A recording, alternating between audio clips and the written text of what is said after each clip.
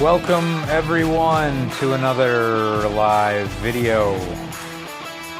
How you doing, Patrick? I'm okay. I'm kind of tired. I got up a little earlier today. Got up at like 9.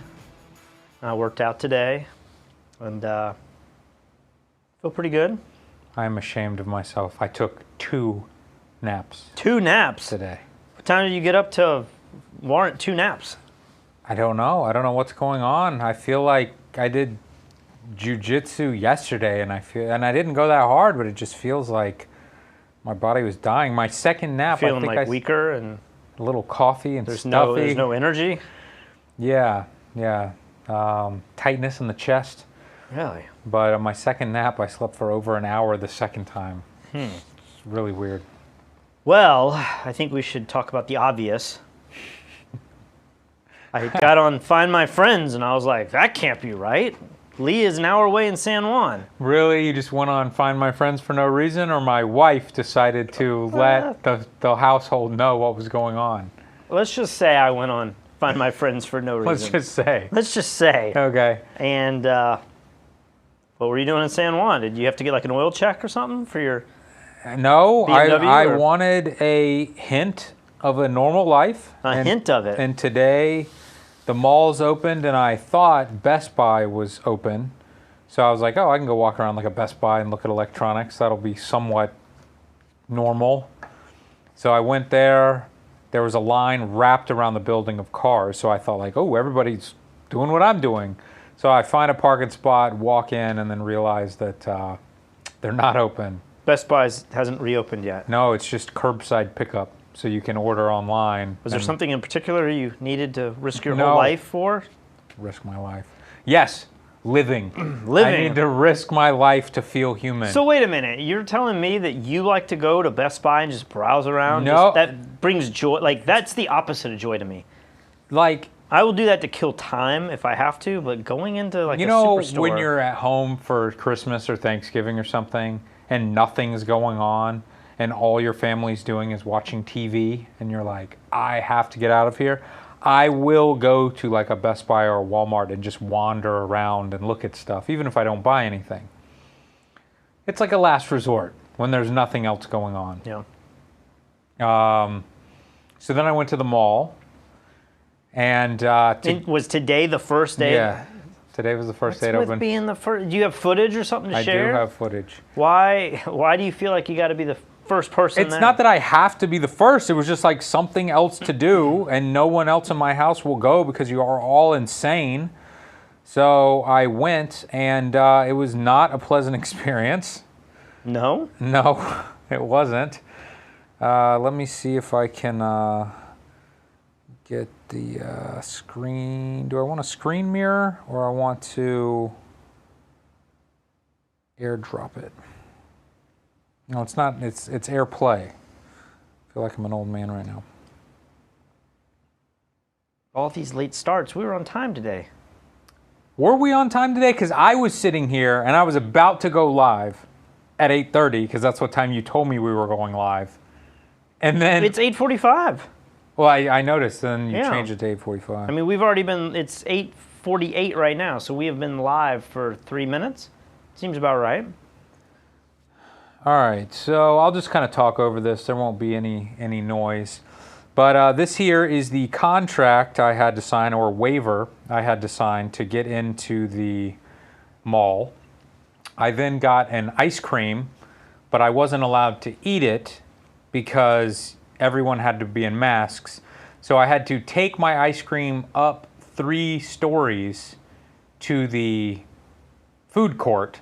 Yeah. And that was the only place in the entire mall you were allowed to take your mask off.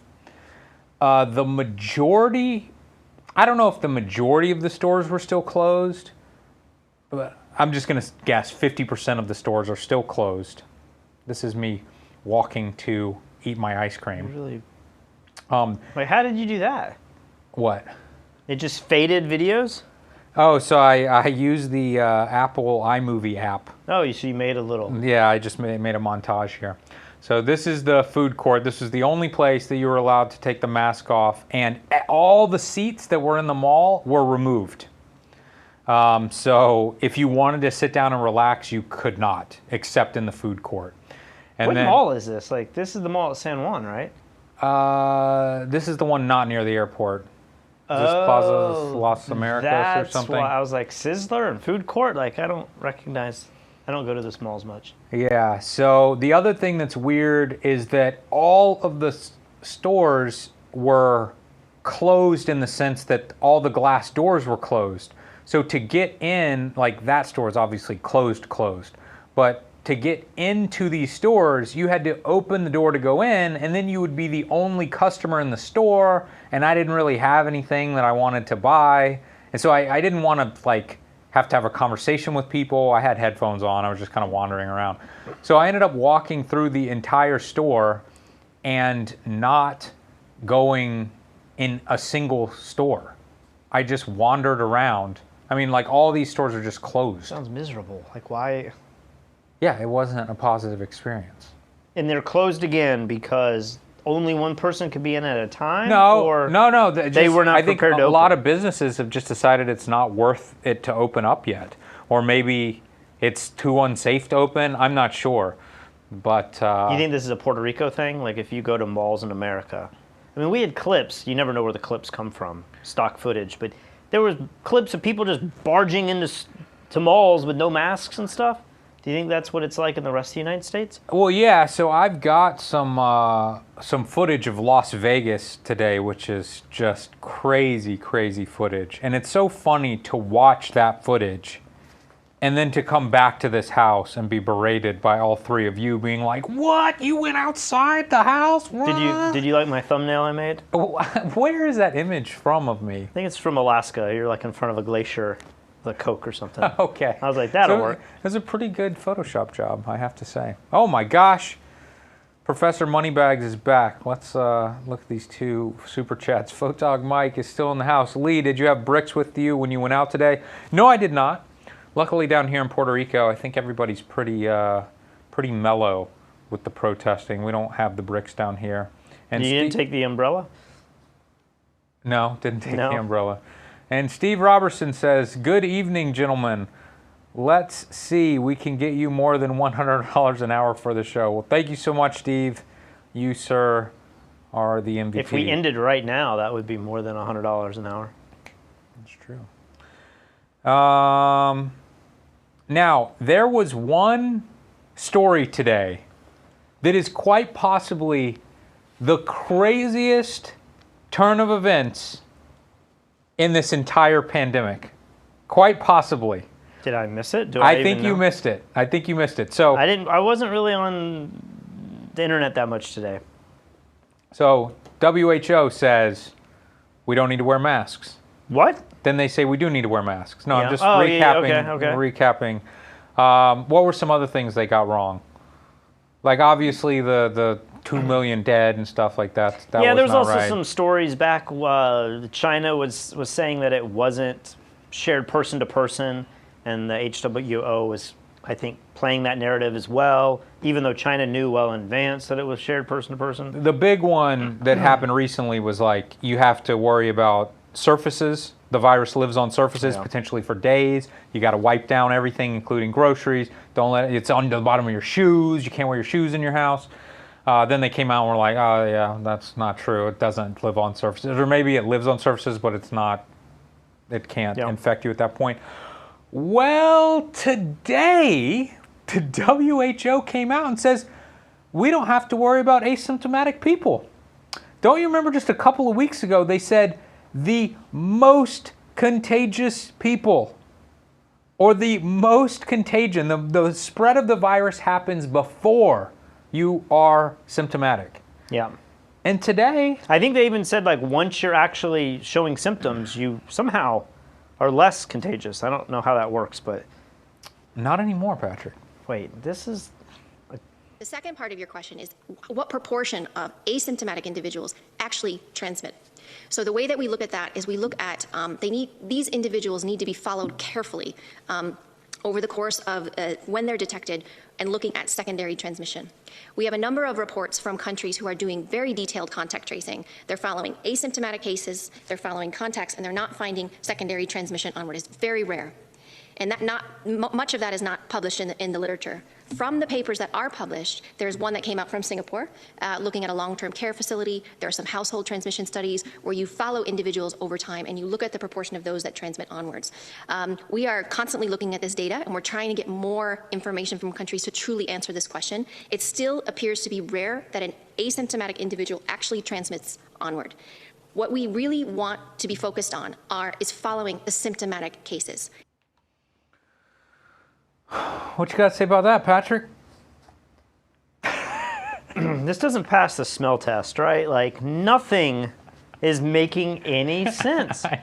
I mean, can I go ahead and, is it fair to make a prediction now that in 6 months, maybe in 6 weeks, maybe in 6 days, they're going to just say that, like, the coronavirus really wasn't a pandemic at all? It was just the normal flu? Sorry, guys. We were wrong. Like, it wasn't really that bad. It doesn't make any sense. How is that real? I don't know. I do not know. Now, maybe these two things can be factual at the same time. Maybe if you are never symptomatic, maybe you are also not contagious. But that would make sense. Like, that is what I would have thought months ago, that if you're not coughing, but, you know, if you're singing in the choir, if you're yelling at sports events, all of those things would be maybe like allowing it's not doing something to your body, though. So it's obviously not having an adverse effect to your body, so maybe your body is somehow fighting it. But I thought we said way back when that this thing first infected like your nasal cavities, and then finally it dropped into your lungs. So if it's in your lung, if it's in your nasal cavity, in your head and everything, your throat, and you're singing and talking and spitting and all of these things, even if you're not sick, if your body's somehow able to fight it naturally, you would still think that other people could get it. But maybe, yeah, Photog Mike says normal flu is an insult. Yeah, I guess that's true for Photog Mike. Maybe it's possible that people who will never be symptomatic are not spreaders, but maybe people who will eventually be symptomatic could be contagious before they are symptomatic, but they will be symptomatic soon. Super spreaders, is that what they call them? Maybe so. I don't know what a super spreader is. Super seeder? Not sure. Logan's changing the subject here. He says, does anyone have a link to a site that discusses getting free Adobe Creative Cloud plan with purchase of stocks? Google sucks at finding because of Adobe stock. Is that a real thing? I mean, if you just buy Adobe stock, it works out to basically having it free. What? If you just buy Adobe stock, like, you typically will make enough money in their stock over the course of a year that your subscription is free. Oh, I thought he was talking about Adobe stock as in like stock photography and video. Oh, not stock market. That's what I think he's talking about, Oh. but I don't know. We know you're busting our chops, Photog Mike. You're on the inside now, buddy. I'm so far from photography right now that I'm thinking of stock market and not stock photography. Yeah, I think I read somewhere that maybe... Dude, if that's true, that's crazy, right? I mean, people have been so mad about micro stock for so long that if you can now get a bunch of micro stock, maybe there's got to be a limit, right? It's like 10 images a month or something, but if stock photography now could be free just because you have a subscription to Adobe. Somebody's saying Lee is confused, Patrick is right. So, I don't know what people are talking about. You guys got to be more specific here. You want to get Why don't you go to the New Zealand one? That's probably another Which one? This one? The first one, and then the second one goes along with it. Today, there are no active cases in New Zealand. We have tested almost 40,000 people for COVID-19 in the past 17 days, and none have tested positive. We have had no one in hospital for COVID-19 for 12 days. It's been 40 days since the last case of community transmission, 22 days since that person finished their self-isolation. And so today, I can announce that Cabinet has agreed we will now move to level 1 to get our economy fully open again, and we will start almost immediately. We move down to COVID-19 alert level 1 from midnight tonight. So, the obvious question is, Should we just book flights to New Zealand? Would they let us in is the real question. I don't know that they'd let us in. Should we watch this next clip? Yep. Well, as part of that critical measure and also New Zealand's elimination strategy, the country has shut down its borders pretty early on, and they will stay on even if the country moves to alert level 1, possibly this week. How critical are these measures in preventing a resurgence in cases, and do you expect them to be completely lifted this year so that foreigners are allowed in again? Well, I think the border controls are the one thing that stays at level 1. Otherwise, all of the physical distancing measures go, and so that will be a welcome change for most people. But yeah, the border controls. There's talk of 2 ways they could be reduced. One is increasing the number of people coming in through the normal quarantine process. So that's 14 days of supervised quarantine, and so that's one measure. The other approach is the potential for quarantine-free entry, and that could happen with other countries that have also eliminated the virus. And there's obviously a lot of discussions going on, particularly with Australia, but potentially with countries in Asia that have also succeeded very well in containing this virus. And I'm sure Singapore, Hong Kong, South Korea, Taiwan are on that list. But top of the list is potentially some Pacific islands that have fully excluded this virus. Places like Samoa and Tonga that acted very swiftly, and they have had no cases at all. You know, Professor Baker... That's pretty much the end of the story. They just go on and talk. So basically what we have to do is we have to find the country with the weakest borders. And we need to get to that country. Yep. Then we will move to other Asian countries, and we will slide under the radar. Maybe we can get to South Korea. South Korea's got things under control.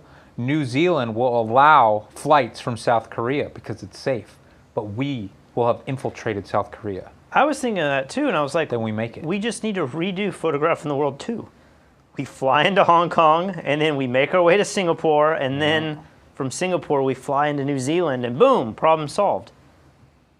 I was just thinking, like, you have to also be guaranteed to be on a flight that's everyone on the flight's been quarantined. Because I'm quarantined. No, you're not. You've just ruined it for me. No, you're not.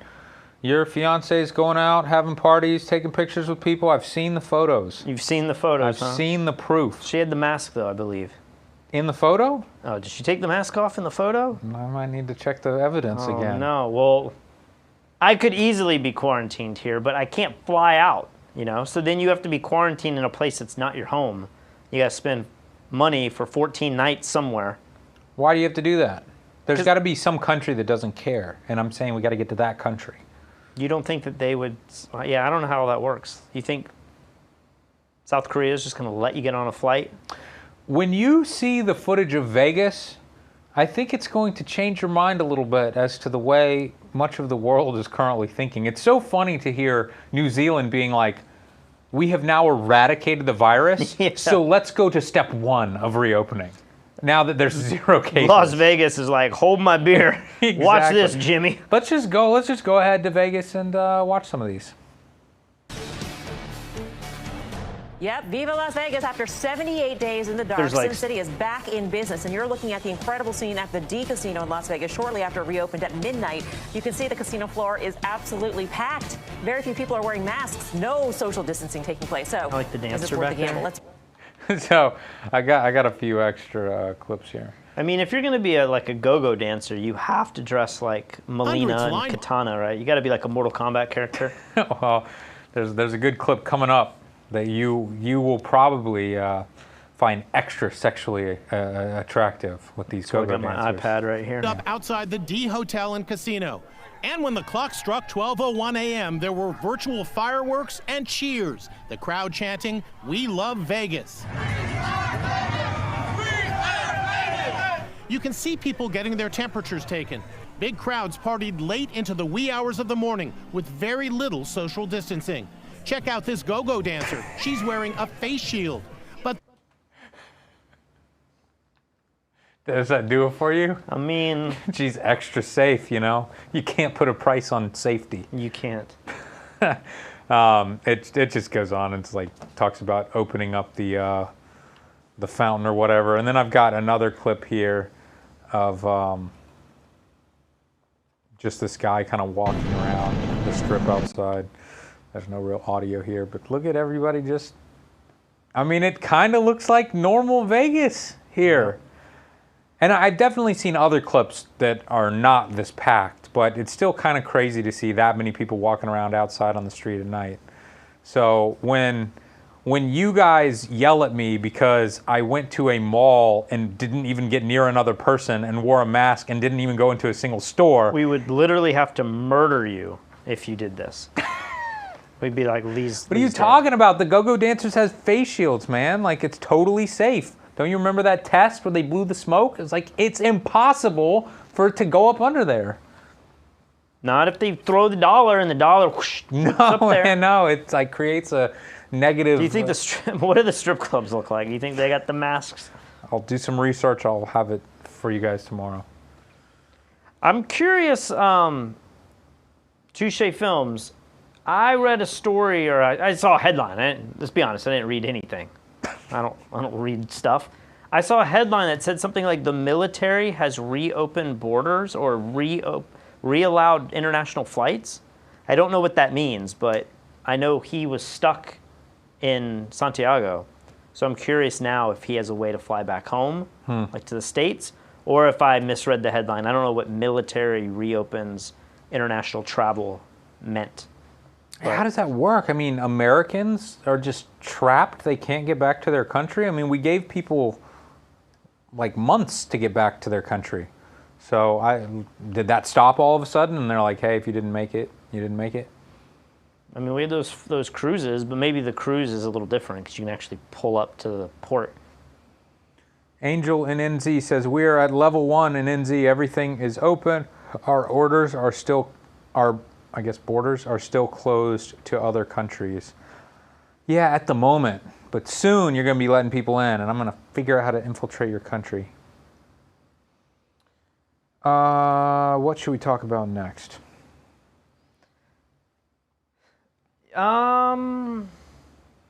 Just start up here? Sure. So before you start this clip is like a little long, not long, but you could pause it. But it's worth watching. Okay. I thought it was.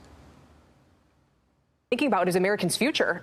They have and are going to have a tremendous debt load. So when we see their stock make a comeback like this, it maybe suggests they have some more time to figure things out. But what kind of solutions, Madhu, do you think they have in order to stay afloat here?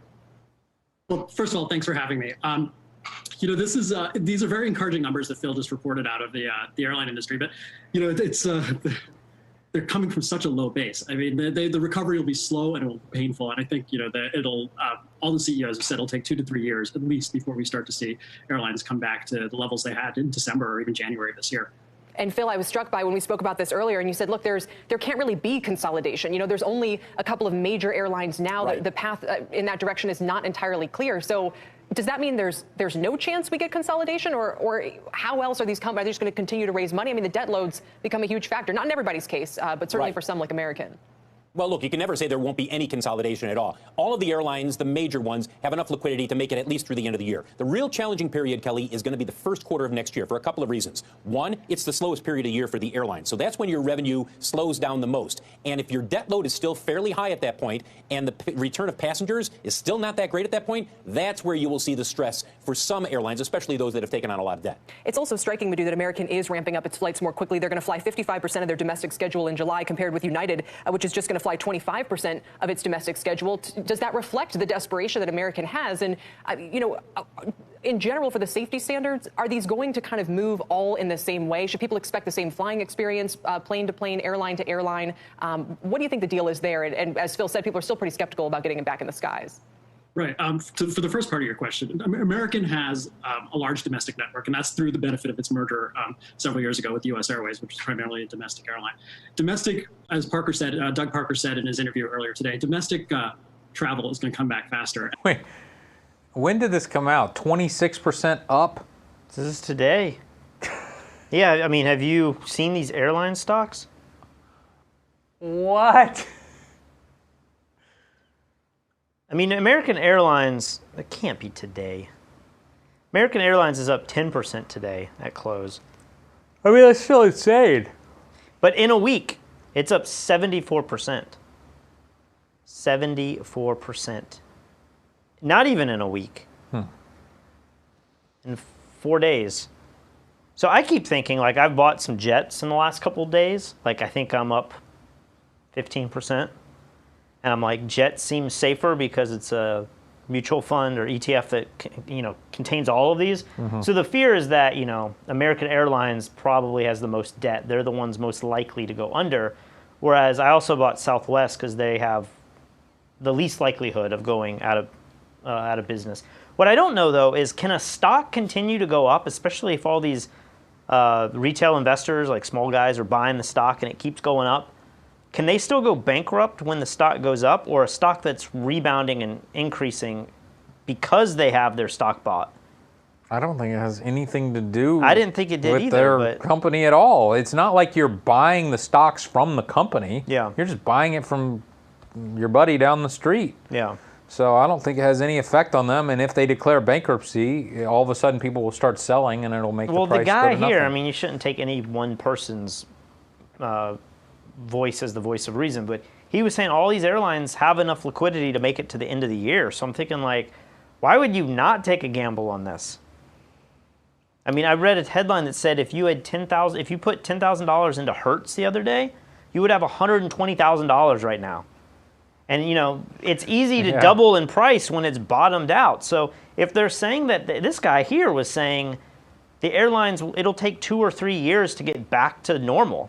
And I'm thinking 2 or 3 years, you could literally double or triple your money. That's a bet worth making for sure, you know? Yeah, I mean, that's an interesting I mean, normally way it of takes thinking 10 about it. years to double your money in the stock market, historically. Yeah. So maybe airlines are the way to go, but I don't know how to make sense of all this with COVID. Because on one hand, you got countries that are totally eradicating it and it doesn't exist anymore. You have the World Health Organization now saying that, oh, asymptomatic carriers, like, does that mean that if you get on a plane and you have no symptoms, that we're good to fly with these people? Seems like it. So all we got to do is monitor every person coming on and seeing if they have a fever and if they're sneezing and showing any symptoms, and then the airline's completely safe.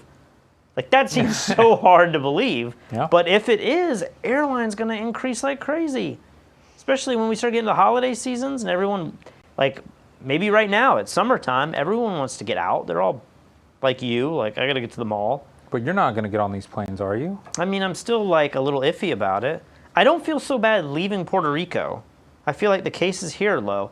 I'm worried about getting it in the United States or somewhere else and then flying back to Puerto Rico and then getting sick. And then the airlines are like, you can't get on a flight now. And I have to stay here in Puerto Rico and potentially be treated here if it got bad. That's my fear. So getting there isn't a real big deal to me, but it's getting back. That's how I felt about the mall. Yeah. But you got nothing accomplished at the mall. I If did. we're going to fly, we're going to get some stuff done. I got the ice cream. You got the ice cream? Mm-hmm. It wasn't good. Couldn't even finish it. And that's to the detriment of carriers like Delta and United, which have large intercontinental networks. So Americans better positioned, like Southwest, it's better positioned to take advantage of the trends in the return of travel. As for the cleaning standards, you know, the flying experience is going to vary from carrier to carrier. You have some like JetBlue saying it'll block off middle seats till 4th of July, Delta saying till September 30th, and others saying, you know, it's impossible to block off middle seats, and that trend will just not continue. So I think until there is sort of a national standard from the Department of Transportation or the FAA, I think the flying experience will vary between carriers that are blocking off middle seats and taking sort of more aggressive steps for social distancing and those that are not. So they just ended the video. That was weird. But is that true? JetBlue and some airlines are sticking to the we are not going to book the middle seat, but then other airlines are acting like there's no way we could possibly. We'll try. Yeah, Does JetBlue not actually book the middle seats at the moment? I don't know. I thought some of them didn't, but I haven't really looked into it. Oil price could limit the airline upside. I feel like that might be why they're doing so well. Is I bet you the airlines all locked in crazy futures oil prices back when oil was completely at the bottom. And now they have those prices locked in for the next quarter, next year. I don't know how long they buy their oil, but they buy it well in advance. So, I mean, it's still low, right? Yeah, it's still really low. All right. I saw this thumbnail. I don't know what this is. For those who wish to, we will now kneel for our moment of silence.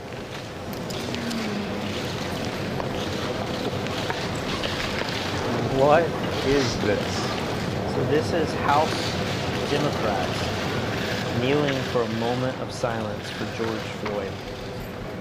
That guy's like, screw this. Well, yeah. Unable to kneel. But why are they dressed like this? They thought this was like showing that they stand with African Americans. I guess. I don't know. I think there was a senator who talked about it. Maybe. I didn't get that clip. But very strange, right? This just feels so wrong to me. It just feels like pandering, the word. I mean, like, I think appropriation. It's like, well, I'm not. It's just they are taking someone else's culture and like using it for their own. I don't care about that stuff, but just the fact that, you know, a few months ago the kneeling thing was this hot topic and nobody really wanted to talk about it, but now it's like the cool thing to do. And did you see the NFL has apologized and like, we should have listened, we should have been kneeling all along? Oh, you're talking about like kneeling for the anthem? Yeah. Because I've also Isn't that heard, what this is?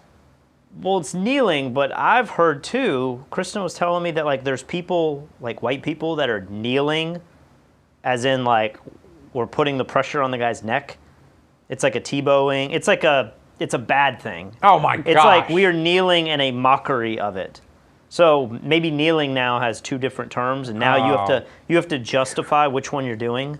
You have to be like, if you're Democrats, you're like, we're kneeling in respect, but if you're, you know, you can tell by our shawl, but when the Republicans do it, it's because they hate you.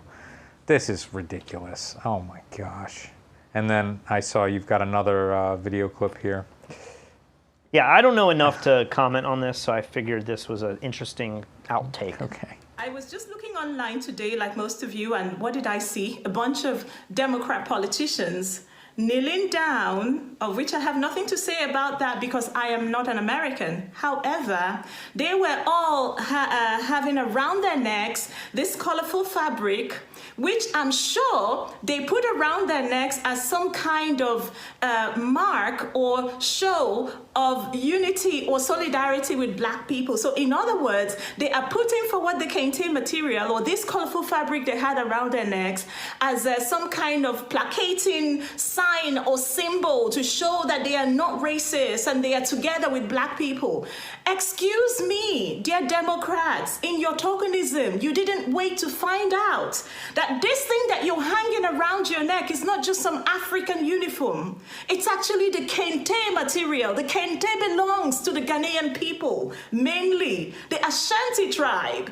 Excuse me, Democrats, don't treat Africans like we're children. These fabrics and these, colorful things that we have within our culture and tradition, they all mean something to us. I know you look at us and you say, oh, Africans, you're so cute in all your colorful dresses. Well, some of those dresses and patterns and colors and fabrics actually do mean something to us. Some of them belong to ancient tribes and mean something to them. So why are you using it as your own show of non-racism or your own show of virtue? Why are you using the kente material to signal your virtue? Stop it. We are not children. Africans are not children, and leave our tradition and our culture to us. And if you don't know much about it, ask somebody. I'm sure there would have been something else you could have done to show your solidarity with black people, instead of taking the kente material and making a little show of it. We're both reading this book, White Fragility. Is that how you say it? That's a hard word to say. Yeah, I finished it today, actually. You finished it? Yeah. I listened to it for like 30 minutes on the bike today, and like it's just it's hard to listen. It's not it's hard because of what they're talking about, but it's also just hard because it's no exciting stories, It's like listening to a lecture at a school for 7 hours, and it's basically this woman who is basically trying to explain. She's a white woman. She's trying to explain how in the white culture, we never even think about race. Like our parents never told us about race. We go about our day never having to worry about race, never to consider race. It's just not in our mind. And she is basically saying like that in itself is racist, and the fact that our parents never taught us about race is racist. And basically any excuse you could possibly have of like, well, I'm not racist because I'm engaged to a black woman. Doesn't matter, you're racist. I'm not Today, racist in the because I have chapter I black was in, friends. yeah, she said if you have black relatives like above you, that doesn't excuse you if you have white blood. And I was like, wait, what? And as I'm listening, I at times am getting frustrated because I'm like, first of all, she's not giving suggestions on what to do. She's just, it's like a 7-hour guilt trip. Like, you don't understand, things are way harder for these marginalized people, and you have it easy. Yep. Basically just 7 hours of that. And never really saying like, here's what, instead of saying you don't see color, here's what you should say. It's not that. It's just like, you say you can't see color, you're lying. You say you don't discriminate, that's physically impossible. We all discriminate. We all, like, it's happening the instant we do anything. It's like a human thing that we do. So my friend who told me I should read the book, I've been texting him and I'm like, I'm getting close to the end. I'm ready for her to tell me like what I should do to make this situation better. Can I ruin the end of the book for you? Can I tell you how it ends? Sure. She says, now you may be wondering what you can do to not be racist. And that's the question that everyone has. But my question to you would be, how can you have gone your entire life and not know the answer to that question? And if you were at the doctor's office and the doctor said that you had some disease that you've never heard of before, and the doctor had to run out for some emergency, would you not immediately go out and try to learn as much as you could about that disease? Yeah. So, figure it out for yourself. That's like you finish it, or you're in the final? Okay, I thought you said you were about to finish it. No, I finished it. Well, I learned today that apparently if you're black, you can't be racist. Right. Because racism is the social construction of suppression. And therefore, if you have to be outside of that race to be able to suppress your own people, but it seems like you could be black and suppress people. I mean, what do people think of, is it Candace Owens is the one? Yeah. There's like Terry Crews, there's the David Clark. Like, there are people that are constantly on Fox News. We played David Clark on CNN last night. But there are black people on the news all the time that, like, is it called passing? That they act as if they're white, even though their skin color's black. But it felt like the chapter I listened to today, she was saying, like, you actually cannot be racist if you're in the marginalized group, because racism isn't like a belief system. It's the laws themselves. Like, black people can't suddenly say whites are not allowed in these establishments because whites would never allow that. But whites could say, you know what, we're going to go back to no blacks allowed. And there are ways that that law would pass and it would be reinforced. And by her definition of racism, I agree. Everyone is racist. It's impossible to not be racist. It's basically just like jumping to conclusions or judgments just based on the way that somebody looks. Breaks down the idea that like racism of like a human who can't be in the same room with somebody of another color, who wants them dead because they think biologically they're inferior. Like, that is not the definition of racism. Right. Which makes sense to me now, because I got really frustrated for the last couple years when everybody points at people. Remember, there was like a big racism culture. Maybe that's still happening, but it was just a couple years ago where it's like, you're racist, you're racist, you're racist. And I'm like, I think the president is probably like discriminating, but I don't know that I can go as far as saying he's racist, you know? I don't know that I can look at George Bush and say George Bush is racist when he has cabinet members that are black. But she breaks that definition and makes it a lot more wide to where now everybody can be racist.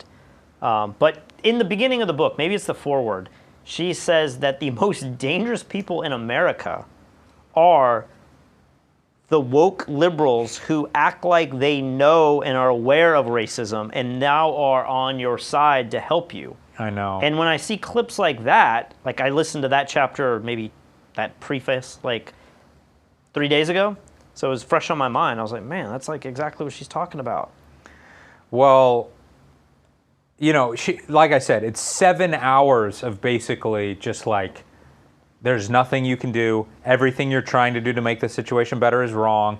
She goes around to businesses and she does these like racial unity classes or something to, you know, make people more inclusive or whatever. And she tells these stories of white people trying to speak up in these meetings and like I'm Italian, and you know Italians were the blacks 200, 300, well, 400 years ago. Yeah, in those cases, it's basically people just trying to justify that, like, I'm not racist because my people used to also be discriminated against.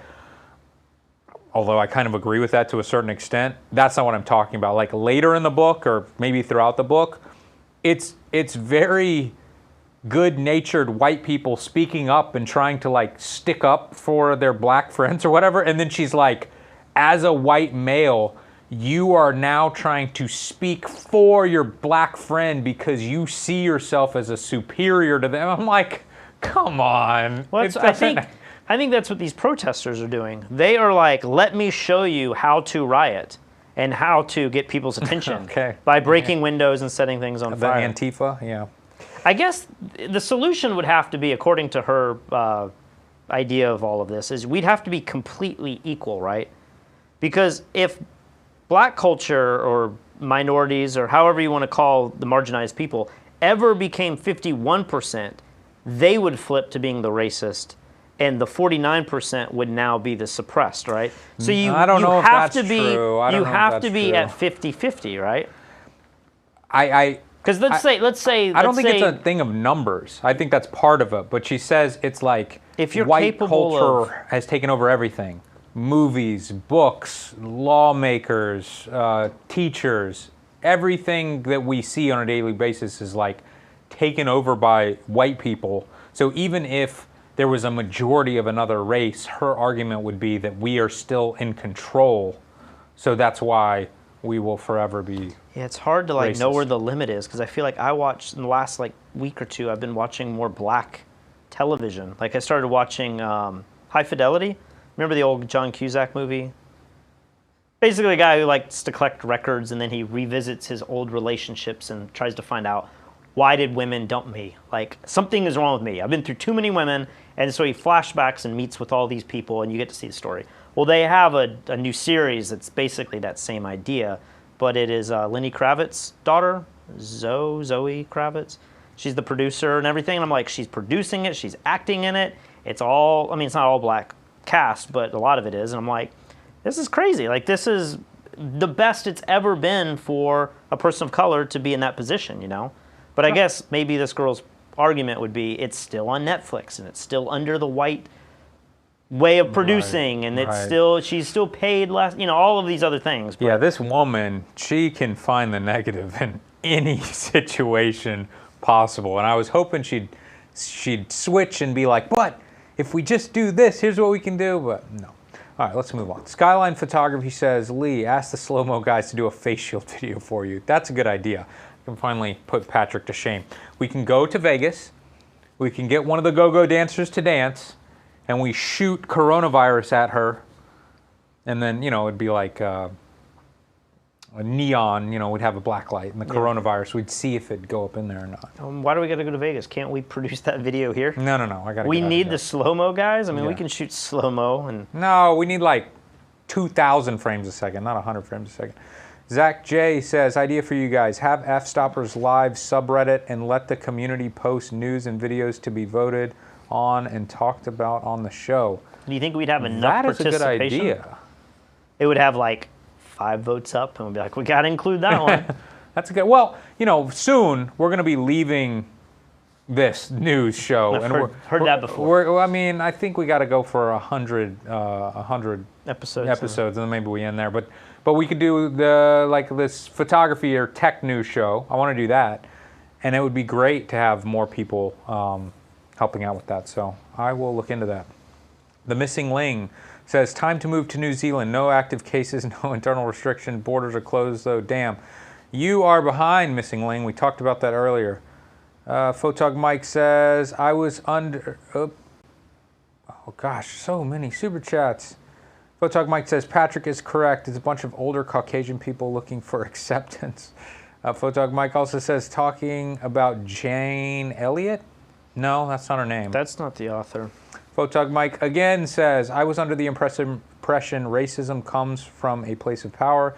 So if your race has no power in theory, you could not be racist. That is her thesis, I guess. But where is power, I guess? Like, if your power is, am I going to give you business or not? Am I going to let you shop at my store? It's very, very little power in the big scheme of things. You're not like choosing taxes and saying who's going to jail and who's getting off, the judicial system and everything.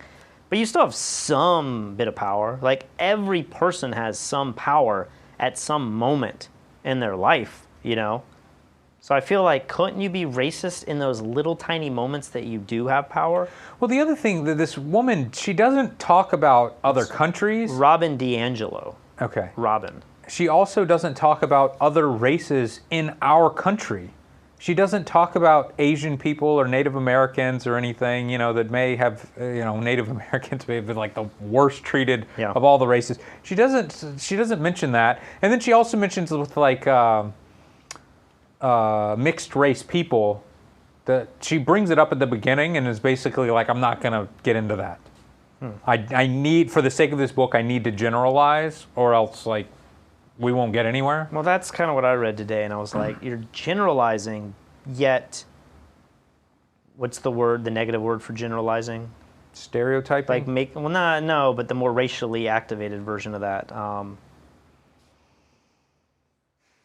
Being prejudiced. Okay. Being prejudiced is wrong. But I'm going to. It's not wrong. I'm going to stereotype. She says being prejudiced is being human. It's being human, but it's flawed, right? The idea of prejudice is that without knowing anything, I'm going to take the consensus of my tribe and accept this other group of people that I don't know as the consensus that the group thinks.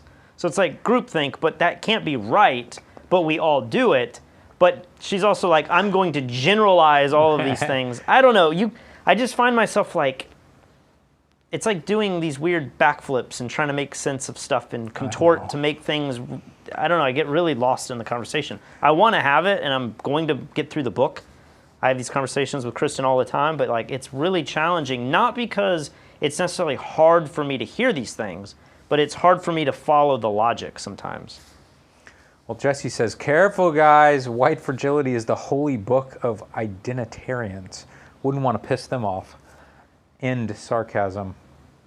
C. Clary sent us a fist bump GIF. I don't even know how that works, but you're ready to shake his hand.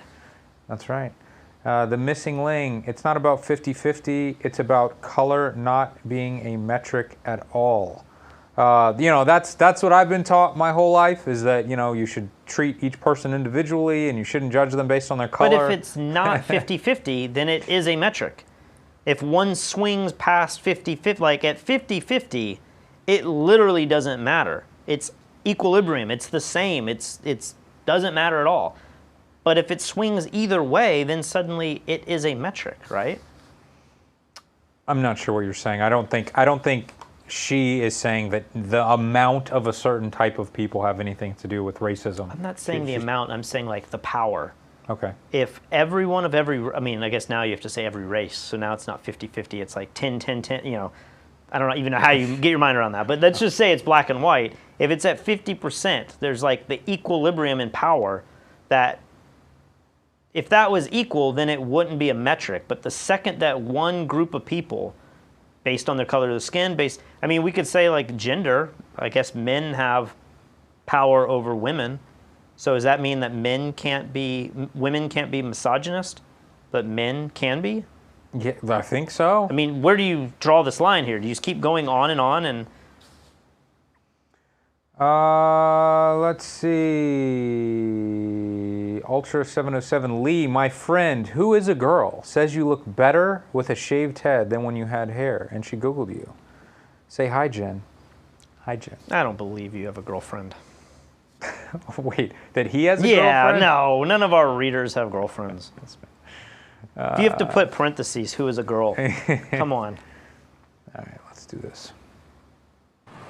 A U.S. Navy investigation into the spread of the coronavirus aboard the Theodore Roosevelt aircraft carrier found that about 60% of sailors tested had antibodies for the virus, suggesting a far higher infection rate than previously known on one of the world's largest warships. That's according to 2 U.S. officials who told Reuters exclusively on Monday that about 400 volunteers participated in the tests, the results for which appear to track closely with data from early April that showed 60% of the sailors who were testing positive for the virus itself, not antibodies, were symptom-free.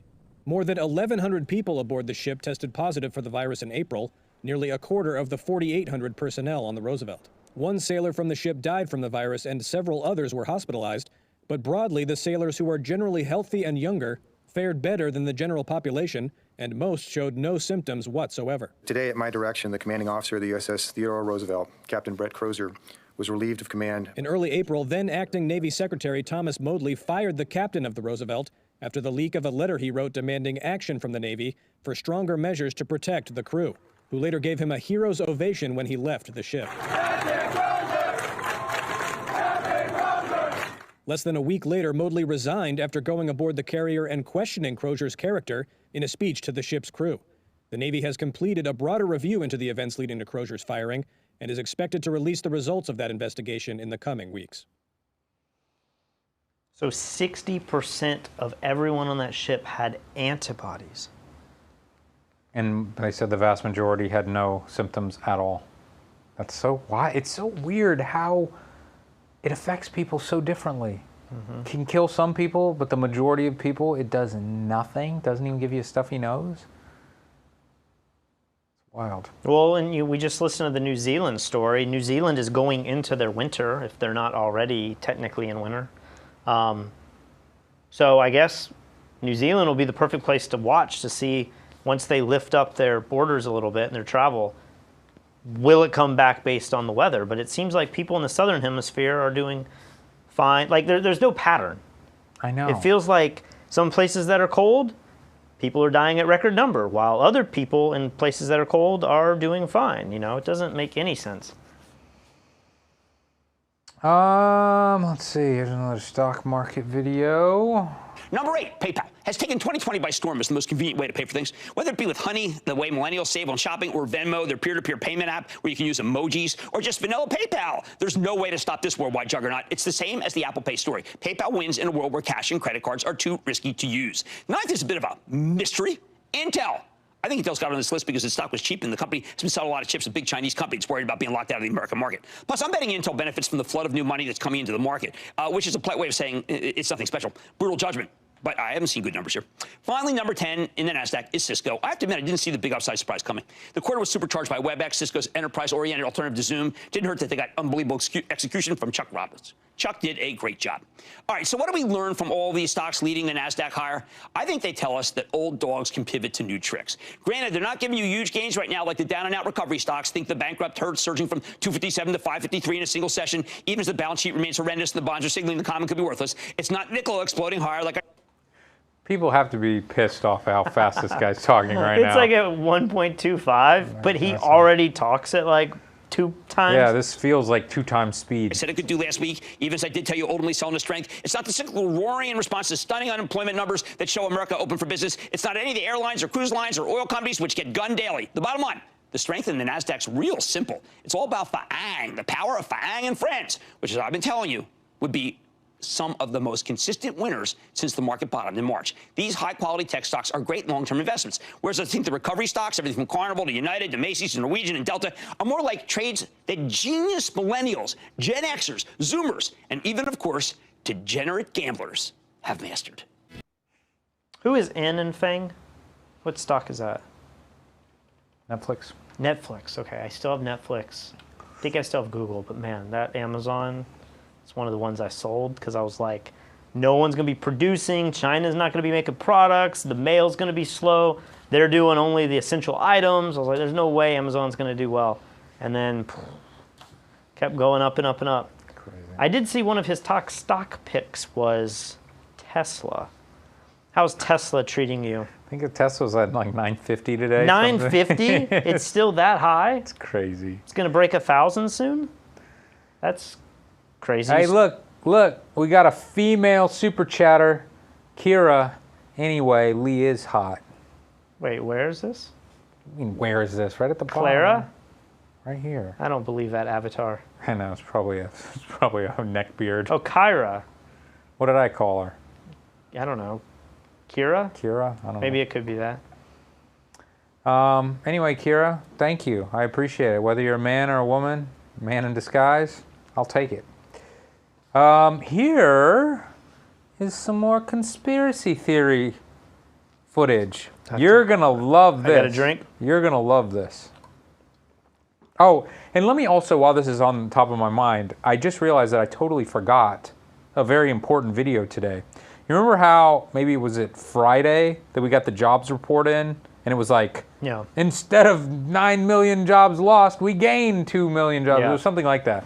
Well, they revised it? All these news channels are like, today we're saying, did you look at the footnotes of that study? They listed all these reasons why their numbers could be wrong by millions of people.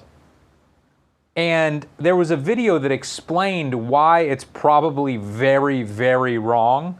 And we're not, like, no one even cares, and the stock market still went up again today, even though the rush that happened at the end of last week was potentially based on a lie.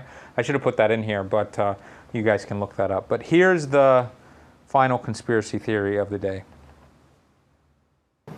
This morning, new evidence the coronavirus may have been sweeping through Wuhan long before Chinese health officials told the world they had a problem. These satellite photos, seen here for the first time, show various Wuhan hospitals on several days in October of 2019.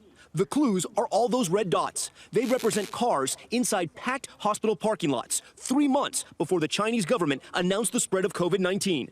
When you start pulling these images together and you see a pattern emerge, the first thing you're thinking of, there's no way that this could be possible. Dr. John Brownstein is the lead researcher of this new study from Boston Children's Hospital and Harvard Medical School. He specializes in disease surveillance. Using images from commercially available satellites, he and his team analyzed more than 300 photos of Wuhan hospitals. Satellite photos, mirror images, October 2018, October 2019, and you see the number of cars skyrocket. So much greater, and greater than any other sort of time period that we had looked at through multiple years. This satellite image of Hubei Women and Children Hospital was taken in October of 2018 with 393 cars in the parking lot. A full year later, 714. At Wuhan's Tianyou Hospital, 171 cars in October of 2018, jumping to 285 in 2019. At Zhongyang Hospital, 506 to 640. And even Wuhan's smaller hospitals, like Tongji Medical Center, 112 cars in 2018 compared to 214 a year later. What did he say he did? He did, like, biologic surveillance or something? Yeah, it was some crazy job that definitely doesn't exist, except with him. Like, he made up his own job title. Is there, this reminds me of the story where people said 9 million cell phones were deactivated. And I don't know if we ever got any answers on that. Some people were saying, like, well, if you're poor and you don't have a job, you get rid of your cell phone. Maybe millions of people die in a billion-person society anyway, so maybe millions of phones die, like being turned off is normal. Maybe it's coronavirus. Millions of people died. Is there another explanation for that? Could it be that China has changed some way that they do healthcare, where now you can go into a hospital for any reason because it's cheaper or something, or it's? I would hope that they have since looked at new satellite footage, and the cars are way down.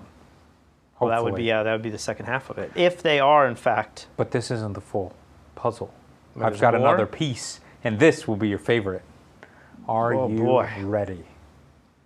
This is the final piece of your conspiracy puzzle that you came up with 3 months ago. What was that one? Remind me. You'll know. You don't only have photos. You also looked into the internet searches of what was happening in October. What did you find? What we found is people were searching for terms related to diarrhea. I'm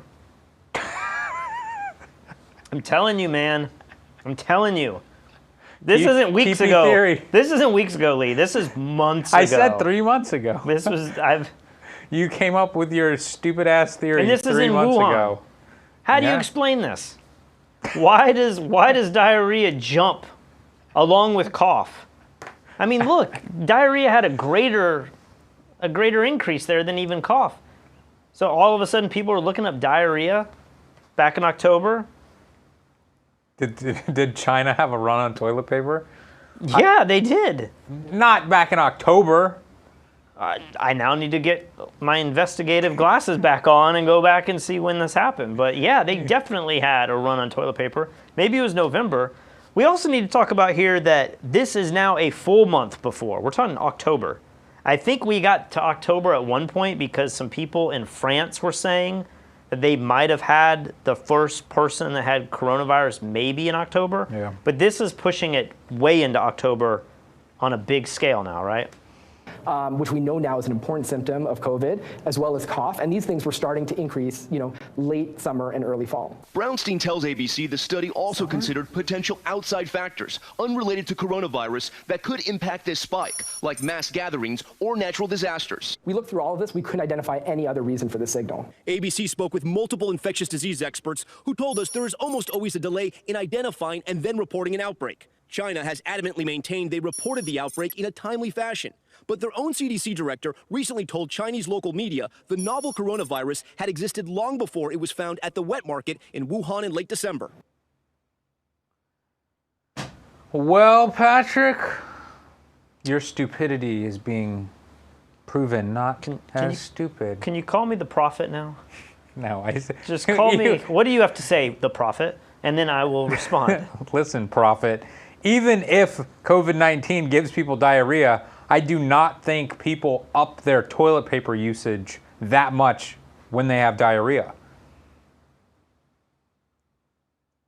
I mean, you've had the ghost wipe, right? I'm not having a poop conversation with you right now. The ghost wipes when you wipe and nothing's on there, and then you have to do a second one to just confirm that you had a ghost wipe. When you have diarrhea, there's no ghost wipes. There's you're using a lot more toilet paper. And therefore, you buy more toilet paper, and you probably also say, you know what, this isn't going away. Let me go ahead and get some extra toilet paper. Look at the comments. Got him. He right.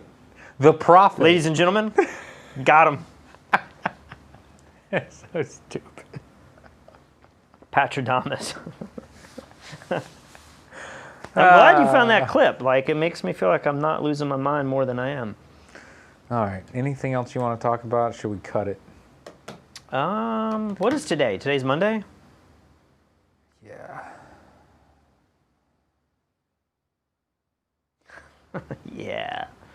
Just thinking, we're in the middle of June, beginning of June.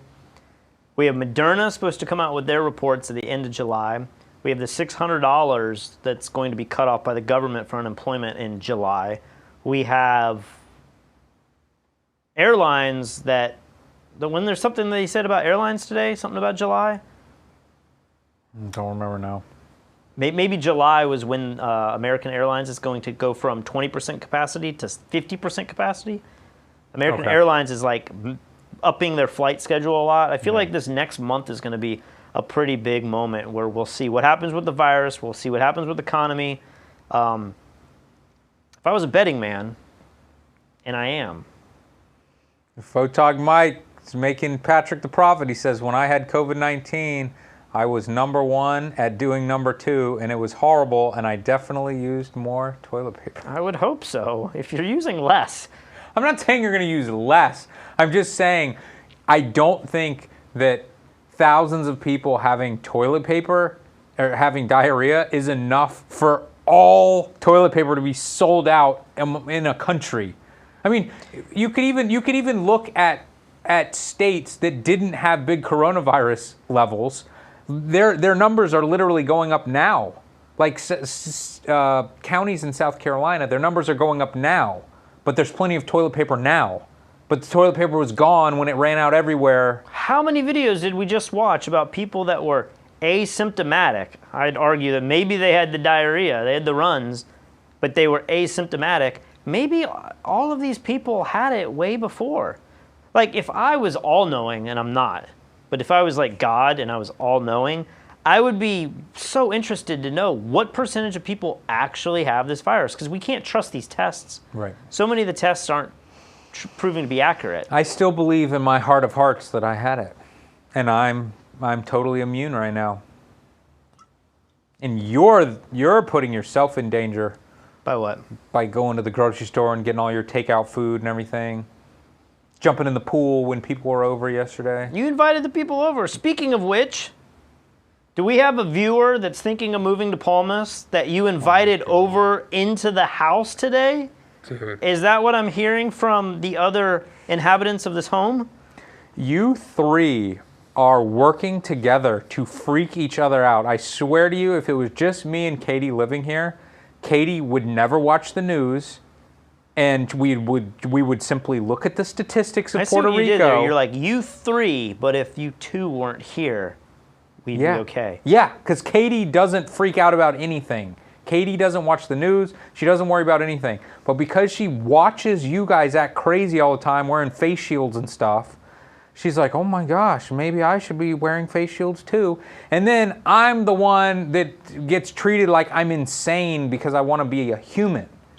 Wait. Katie's not wearing face shields for you? That's not going on? I can get you one. No, I can get her one. Face shields. So what happened? You ran into somebody and you were like, come visit my house. Yeah, I was. You just got off a flight from where? Like Florida or New York? What's going to happen when Mike Kelly comes here in a week or two? What's going to happen? Is he coming here? He says he is. He says he is. I thought you were supposed to find a project for us to work on. I found one. Did you? I got some houses. Do you? You really do? Yeah. Okay. Well, yeah, he needs to quarantine for 14 days supervised. In our home? No, some other home. Right. Yeah. Okay. It's funny. He's texting me right now saying, oh my gosh, the WHO is saying that nobody got it being asymptomatic. It's like we're breaking news here first. I know. You guys are really lucky that we're on top of it. Jebus says, hashtag Ghostwipe trending on Twitter. Let's go, boys. Mike says, the Pooh Diaries. Photog Mike says, George Soros supplied my toilet paper. Mike says, Patrick is the Pooh prophet. Ulysses says, supporting the future tech photography live stream. It'll happen one day, I promise. I just need Patrick's help to prepare it. And Sam says, couple bucks for a few predictions from Prophet Pat. Hashtag Prophet. The people have spoken. They realize. The other big story today, we don't have any clips to go along with it, but did you see that like Biden is now apparently like 5 to 10 points above Trump in the polls? Didn't we say that same thing with Hillary Clinton, though? No, I mean, it might have been more than 10 points. Above for Hillary. Yeah. Yeah. So I just, like, I don't really pay attention to that. But George W. Bush has now come out and said that he will vote for anyone but Trump. Oh, really? Yeah. I saw a lot of his cabinet members last week have said that, or his staff. But he actually came out and said something. Yeah. Yeah. So I'm interested to see what my parents have to say about that because they were big W fans. Yeah. So how do you justify that in your brain? It'll be interesting to see. Anything else you have to say, Pat? I don't think so. Is Touche Films doing the hangout still, or is that he couldn't go as long as we, like he didn't even go 1/10 of what we've done? I don't know. Let everybody know, Touche Films, if it's going to happen. I am heading out. I got to find something else fun to do. Two butts, one wipe. All right, guys, remember to subscribe. Hit that like button. I don't know what it does, but it's probably good. See y'all tomorrow. All right, we going to the movie theater? Shh, Patrick, they can hear you.